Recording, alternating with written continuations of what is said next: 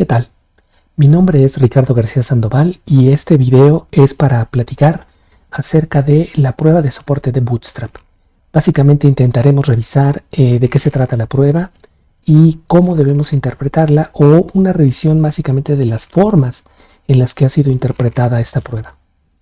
Bueno, el Bootstrap utilizado en filogenética es un método que, como lo describió Felsenstein en el 85, sirve o pretende establecer intervalos de confianza en el estimado de una filogenia. Esto lo podemos entender como qué tanto podemos confiar en el resultado que obtuvimos una vez que generamos la filogenia con base en cualquier tipo de caracteres. Este método, este artículo de Joe Felsenstein del 85, como vieron, ha logrado meterse en la lista de los 100 artículos más citados de la historia. Está en el lugar número 44. Y a Joe le ha valido más de 44,000 citas. Entonces, prácticamente el método de soporte de Bootstrap es un método que se utiliza en cualquier artículo filogenético, y por lo tanto cualquier artículo que se publica, cualquier filogenia que se publica, seguramente va a referir el artículo original de Felsenstein.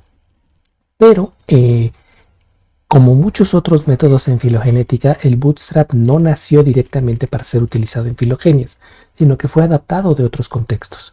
En este caso, Efron en el 82 describió el Jackknife y el Bootstrap y otros métodos de remuestreo, y más adelante en otro libro, este libro del 98, nos cuentan la anécdota de que la idea del Bootstrap, de que eso en español significa las agujetas de las botas, ¿no?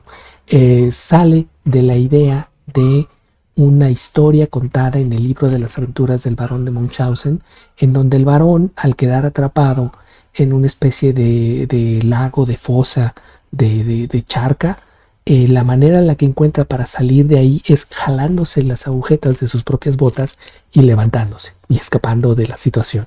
Entonces, esto más o menos lo que quiere decir es que imaginen ustedes que nuestro objetivo es tratar de obtener la media de los peces, la media de la talla de los peces que viven en este lago.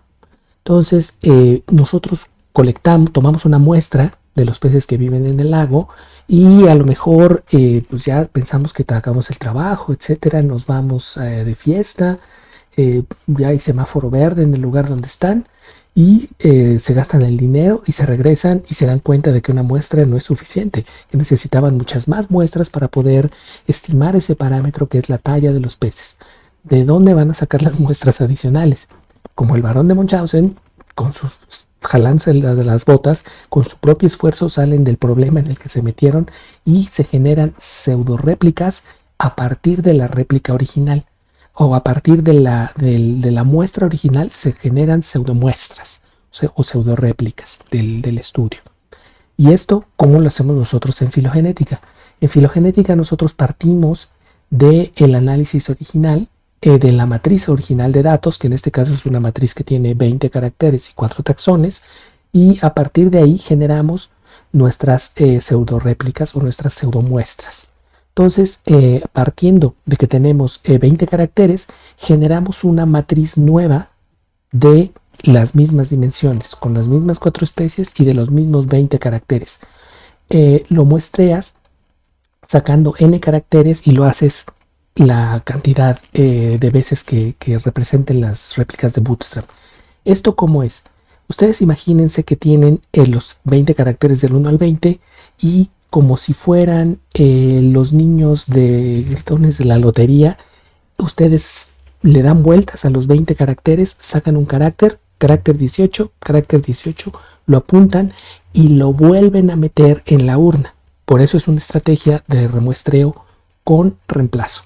Lo vuelven a meter en la urna, le vuelven a dar vueltas, y de nuevo todos los caracteres tienen la misma oportunidad de volver a ser muestreados. Entonces vuelven a sacar y lo hacen así 20 ocasiones hasta que tienen una matriz de las mismas dimensiones de la matriz original. ¿Existe la posibilidad de que salga únicamente el carácter 18? Sí, sí existe. Es muy pequeña esa posibilidad. ¿Existe una posibilidad de que la matriz que resulte sea exactamente igual a la original?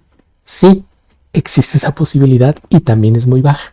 Lo más probable es que van a salir matrices que tienen ciertas características parecidas a la matriz original, pero no son exactamente como si fueran la matriz original.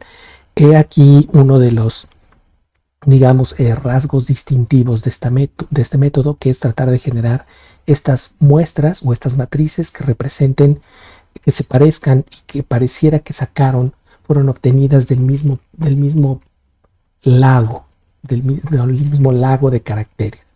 Entonces, ¿cuántas veces lo hacemos? Eso es el número, es la m o es el número de réplicas que hacemos. 10 es mejor que 5, 100 es mejor que 10 y así sucesivamente. El estándar hoy en día, a lo mejor para Bootstrap no paramétrico en máxima verosimilitud, deben de ser por lo menos unas 250 réplicas, tal vez en una matriz que sea como entre 100, 200, entre 100, 200 terminales. Para parsimonia, yo diría que por lo menos 1000 o 2000 réplicas sería lo básico necesario, ¿no? Entonces, como les mencionaba, es como si fuera, imagínense ustedes la lotería mexicana y a los niños gritones. ¿Qué haces con estas matrices ya que las generaste? Repites el análisis con el criterio de optimización original para cada una de esas matrices. Si usaste parsimonia, vuelves a usar parsimonia. Si usaste máxima verosimilitud, vuelves a usar máxima verosimilitud. Esto quiere decir que si el número de matrices que yo genero son 100, tengo que hacer 100 análisis. Por eso es que el Bootstrap consume mucho tiempo y consume muchos recursos de computacionales. Se hace y una vez que obtienes los resultados, obtienes teóricamente un árbol por cada una de estas matrices, el mejor árbol que corresponde a cada una de esas matrices, y haces un resumen de esos árboles en la forma de un consenso de mayoría. Si no recuerdan qué es un consenso, pueden ir a ver el video de búsquedas heurísticas y consensos.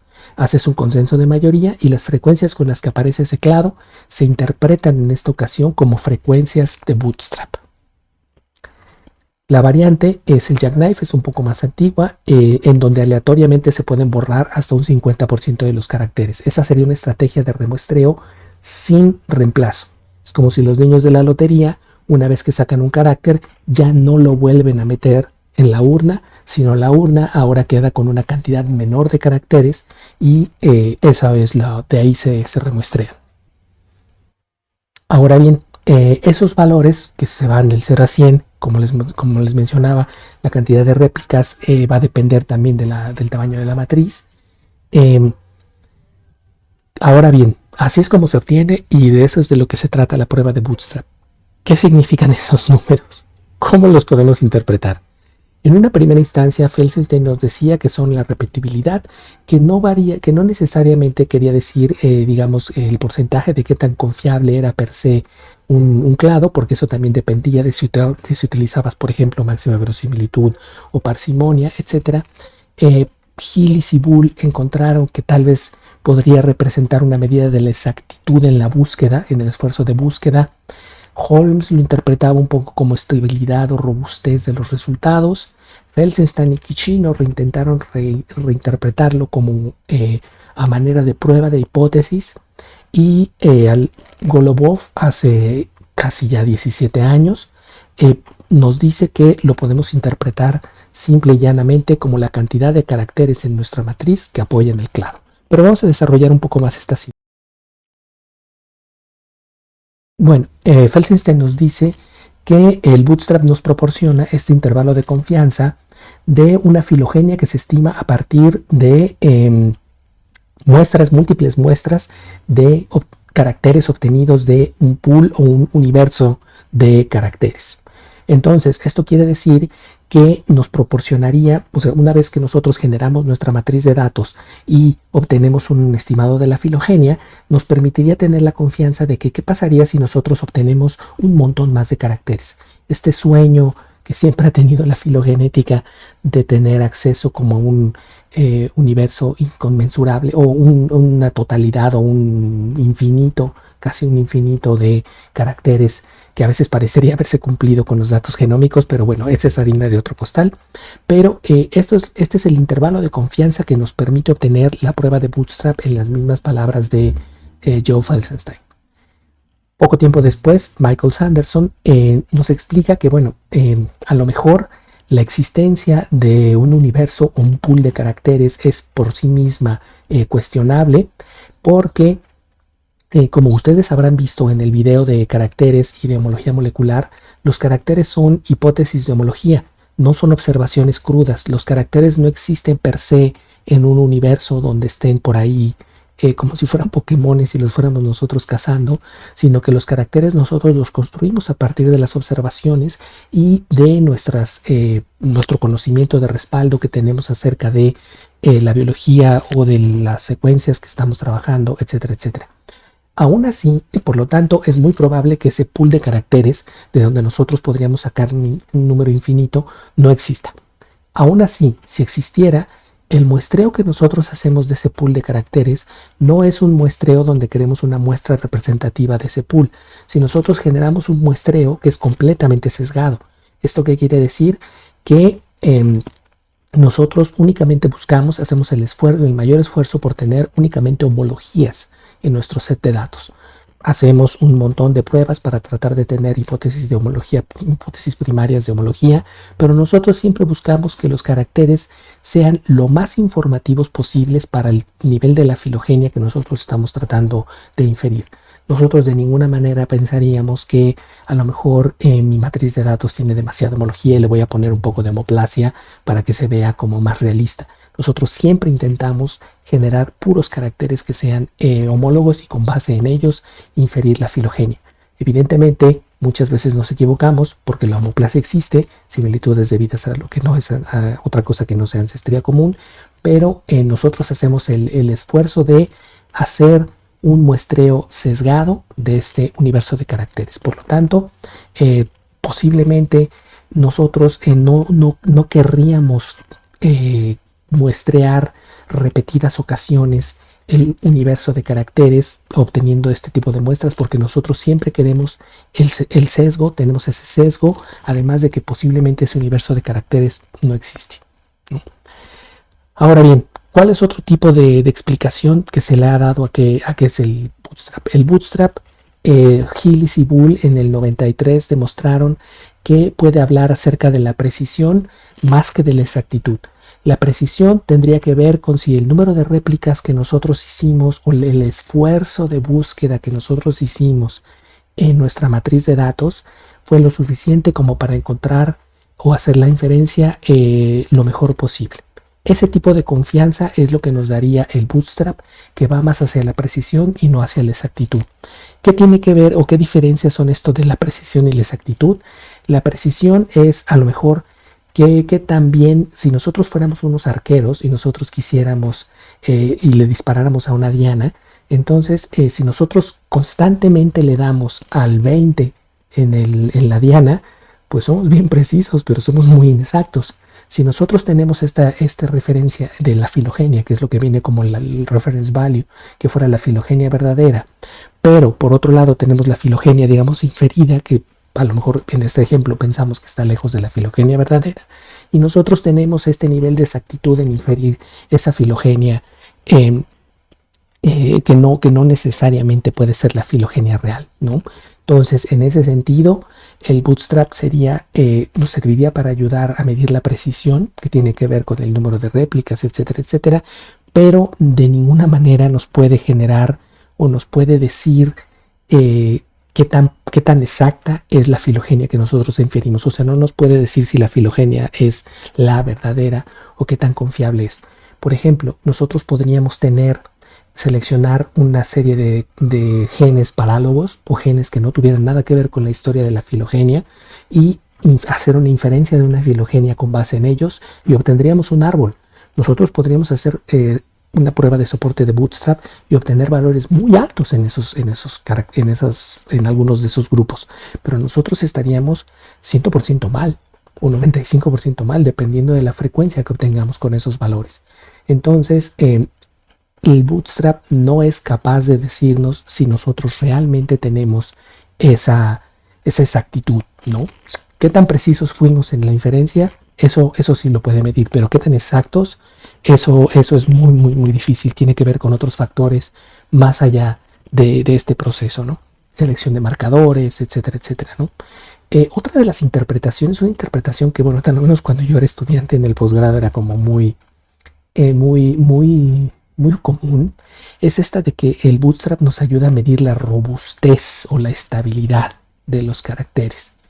Y eso es lo que desarrolla Susan Holmes en este artículo del 2003, en donde habla acerca de las medidas de robustez como un estibador con respecto a pequeños cambios que puedan haber en los datos. Más adelante Holzenbeck y Ranala desarrollan esta idea de que tal vez sí, tal vez el Bootstrap, si nosotros hacemos una perturbación de los datos, es así como si agarramos la matriz y la sacudimos un poco y se desordena un poco y hacemos una inferencia de nuevo. Entonces, si nosotros hacemos estas perturbaciones, el Bootstrap es posible que sí nos pueda ayudar a medir qué tan estables son nuestros datos con respecto a las perturbaciones. Pero el problema viene de tratar de inferir qué significan esas perturbaciones. Sí, yo puedo sacudir un poco eso, pero, o sea, filogenéticamente, ¿cómo lo interpreto yo de una manera filogenética o biológica esas perturbaciones hacia la matriz? O sea, no hay una manera como más biológica o filogenética de interpretar eso. Entonces, ¿qué quiere el Bootstrap? Puede medir la robustez frente a perturbaciones de la matriz. Sí, es muy probable que sea eficiente midiendo esa robustez. ¿Qué significa eso? Posiblemente no tenga un significado real, tangible, útil en la filogenética, en los datos filogenéticos. Felsenstein y Kishino en el 93 regresaron un poco a tratar de componer un poco y de esta idea de rescatar al Bootstrap como una manera de generar estos límites de confianza muy asociados como al p-value en el estimado de la filogenia, ¿no? Entonces argumentaban que posiblemente se podría utilizar o se puede interpretar al Bootstrap como una especie de prueba de hipótesis de la monofilia de los grupos. De nuevo, Sanderson, ahora con la ayuda de otro de sus colegas, un poco después regresa y demuestra o argumenta que si nosotros realmente quisiéramos interpretar o quisiéramos utilizar el Bootstrap como una prueba de hipótesis de si un clado pasa esta prueba de hipótesis sí o no, la hipótesis es el clado es monofilético o no es monofilético, nosotros tendríamos que hacer modificaciones al Bootstrap y probar y hacer esta prueba de hipótesis clado por clado, separando a aquellos árboles que contienen el clado de interés de aquellos que no contienen el clado de interés. En el 2000, Sanderson, en este artículo de Systematic Biology, desarrolla todo el método y las modificaciones al método que se deberían de hacer si nosotros queremos utilizar el Bootstrap como una prueba de hipótesis. Sí es posible hacerlo, pero el Bootstrap que nosotros hacemos, lo que expliqué en la primera parte del video, eso no puede ser interpretado como una prueba de hipótesis. Pero entonces, ¿qué es lo que sí nos puede decir una prueba de soporte de Bootstrap? Ya vimos que no necesariamente la diferencia entre exactitud y precisión, regresar a muestrear el universo de caracteres, la robustez, etc. Pero entonces, ¿qué es lo que sí nos puede contar la prueba de Bootstrap? En el 2003, Golubov y sus colaboradores demostraron que por lo menos uno sí puede afirmar con certidumbre que la prueba de Bootstrap es una medida indirecta de la cantidad de caracteres en una matriz de datos que apoyan al grupo en cuestión o al grupo de interés, en el cual nos estamos fijando en su valor de Bootstrap. El valor que obtiene un 95, 90, 93, etcétera, que obtenemos de soporte de Bootstrap en un análisis, proviene de la interacción entre caracteres que apoyan al grupo, caracteres que lo contradicen y algunos caracteres que pueden ser ambiguos con respecto a un grupo en particular. Esa interacción entre los caracteres es la que resulta al final en ese numerito que obtenemos y en buena medida nos muestra la cantidad de apoyo que hay en los datos. Pueden haber un valor a lo mejor de 80, 85 que provenga de muchos caracteres que sí apoyan y prácticamente ninguno que contradiga, o un mismo valor que provenga de una interacción entre caracteres que apoyan y caracteres que contradicen. Nuestra prueba de Bootstrap Trial, y como la vimos al principio de este video, no permite discriminar entre ellos. Golubov y sus colaboradores implementaron un análisis, una variante del Bootstrap que nos permite discriminar entre aquellos grupos que sí están apoyados con mucho apoyo y nada de contradicción, de aquellos que sus valores resultan de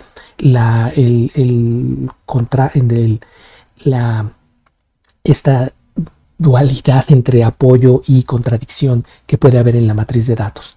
Pero en última instancia nosotros podemos saber que si hay un grupo que tiene un alto valor de Bootstrap, eso quiere decir que hay mucha información en nuestra matriz de datos que apoya al grupo.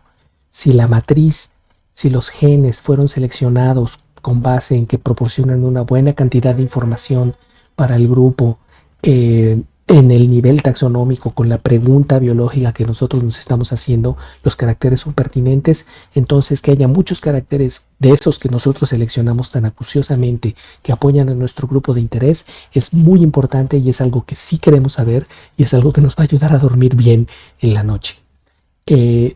Si nosotros hacemos una selección descuidada del marcador, un alineamiento descuidado, que no lo verificamos, no lo corregimos, no lo curamos, entonces a lo mejor, y por ejemplo, si nosotros agarramos a lo mejor un parálogo, podemos obtener un árbol, siempre vamos a obtener un árbol. A lo mejor si hacemos un bootstrap, muchos de esos clados van a tener mucho soporte, pero de nuevo, precisión y exactitud, nosotros vamos a estar completamente mal. O sea, el hecho de que nosotros hayamos hecho una selección cuidadosa previamente, eso no hay manera de medirlo y simple y sencillamente nosotros tenemos que ser cuidadosos, abiertos al momento de describir, de seleccionar los caracteres, de verificar que los alineamientos estén correctos, etcétera, etcétera, ¿no? Eso no lo puede medir el Bootstrap, pero si una vez que nosotros nos aseguramos de que todo eso está ahí, el que mucha información de esa información de alta calidad apoya a nuestro grupo, eso sí nos hace sentir contentos y nos ayuda. Entonces ya revisamos que, bueno, esta repetibilidad en el sentido de tomar muchas muestras del universo de caracteres, pues a lo mejor no tiene mucho sentido. La diferencia entre precisión y exactitud hay que tenerla bien en claro, ¿no? Esa precisión que no podemos medirla necesariamente con el Bootstrap, eso tiene que ver con todas las decisiones que tomamos antes del análisis. Estabilidad o robustez puede ser una propiedad que tal vez no sea filogenéticamente o biológicamente interpretable. Para usar el Bootstrap a manera de prueba de hipótesis, Sanderson nos proporcionó un método que es muy complicado y que nadie utiliza aparentemente, pero por lo pronto sí podemos decir que el Bootstrap nos proporciona una medida indirecta de los caracteres que apoyan un clado y eso es muy relevante. Posiblemente también muchos de ustedes se estén preguntando un poco cuáles son la relación que hay entre estos valores de soporte de Bootstrap y las tan socorridas probabilidades posteriores que se reportan en la mayoría de los análisis. Bueno, ese puede ser motivo de otro video y a riesgo de que pues me choca autocitarme, si quieren profundizar un poco más en esas diferencias y semejanzas, pueden referirse a esa publicación y dejar comentarios en el video. Por lo pronto, muchísimas gracias y los veo en el próximo de la serie.